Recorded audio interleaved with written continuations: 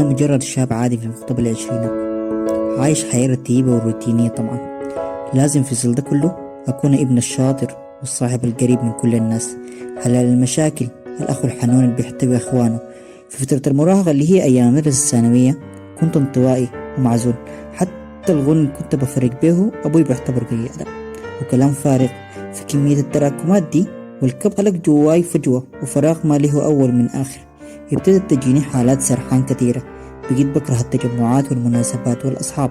حتى في الجامعة عندي كان محاضرة والبيت طوالي، لا كونت صداقات لا غيرها، والأرق كان بيجيني كل ليلة حتى ما قدرت. كان سبب في ضعف الشخص دي.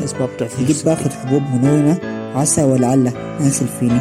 جواي كان في طفل يبكي عاوز يتكلم ويحكي بس ما في زول سمعه. وداني اكتئاب. ودي ما كانت النهاية بدت في واحدة من ليالي شهر واحد الباردة، لما جاني لأول مرة فكرة الموت أو نهاية الألم الداخلي الجواي الما عاوز ينتهي. بدت تجيني صور كتير عن النهاية دي، ولأول مرة فكرت في الانتحار.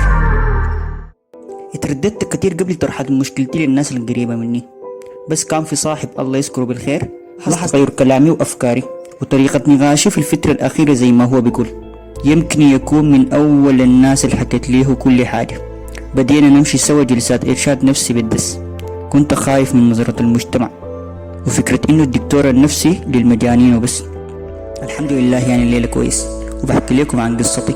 الشكر بعد الله للصاحب اللي كان واقف جنبي في الفترة اللي فاتت، لأنه بدونه ما معروف ممكن أكون وين الليلة.